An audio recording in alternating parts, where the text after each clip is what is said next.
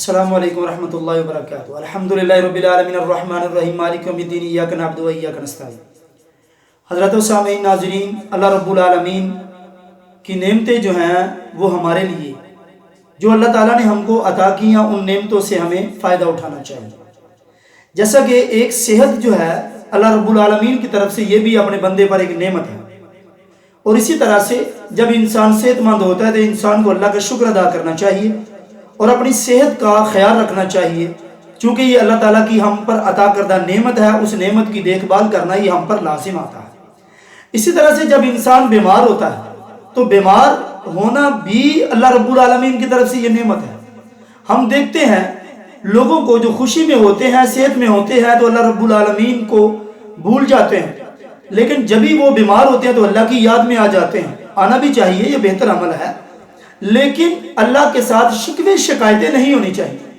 اگر انسان بیمار ہو جاتا ہے تو انسان اگر ایک دن، دو دن، تین دن کے بعد اس کی یہ حالت ہو جاتی ہے کہ وہ اس بخار کی جانب رنگ برنگی باتیں شروع کر دیتا ہے، انسان مایوس ہو جاتا ہے، انسان کی بیماری تھوڑی طول پکڑ جاتی ہے تو انسان کو اس کے بارے میں بھی فکر لاحق ہو جاتی ہے۔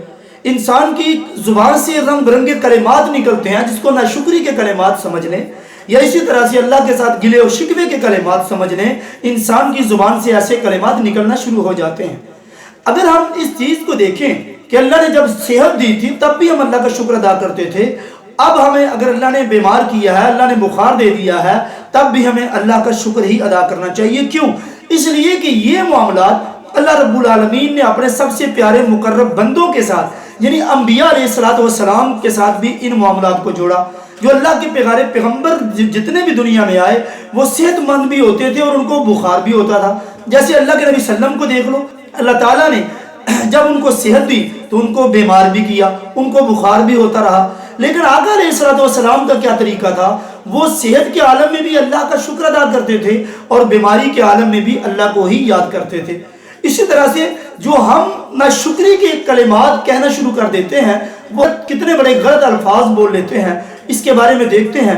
حضرت جابر رضی اللہ تعالیٰ عنہ حدیث کے راوی ہیں، اللہ کے نبی صلی اللہ علیہ وسلم سے حدیث مروی ہے کہ آقا علیہ السلام آتے ہیں کہ فرماتے ہیں، ام السائب یا ام المسیب، یہ دونوں نام آتے ہیں کہ اللہ کے نبی صلی اللہ علیہ وسلم آئے، آ کر پوچھا ام المسیب کیا مسئلہ کیا ہے، بات کیا ہے؟ تو زفزفینہ، آپ کانپ کیوں رہی ہو، آپ کا جسم کیوں کانپ رہا ہے؟ تو جب ان سے پوچھا تو وہ کہنے لگی، مجھے بخار ہے، الحم، میں بخار کی حالت میں ہوں، آپ دعا کریں کہ اس بخار کے اندر برکت نہ ہو، یہ ختم ہو جائے مجھ سے۔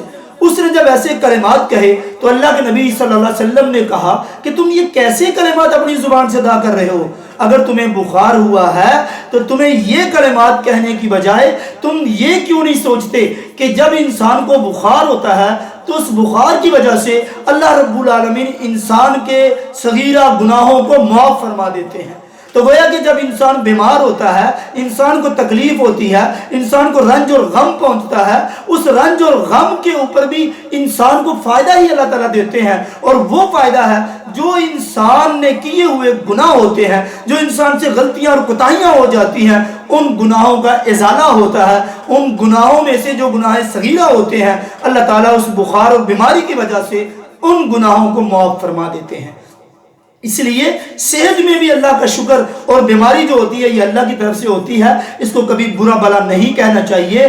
اس کے اوپر کلمات اور ایسے کلمات جو ناشکری کے کلمات ہیں، ایسے کلمات اپنی زبان سے نہیں دہرانا چاہیے، کیونکہ یہ بیماری آئی ہے اللہ کی طرف سے، ہمارے گناہوں کو مٹا دے گی، ہمارے اندر جو برے اعمال تھے، ہمارے نامہ اعمال میں جو لکھے تھے ان کو مٹا دے گی۔ اس لیے گناہوں کو مٹانے کا سبب بنتا ہے یہ بخار، اس لیے ہمیں کبھی بھی ان بخار کو برا بلا نہیں کہنا چاہیے۔ اللہ تعالیٰ سے دعا ہے اللہ ہم سب کو عمل کی توفیق دے۔ والسلام۔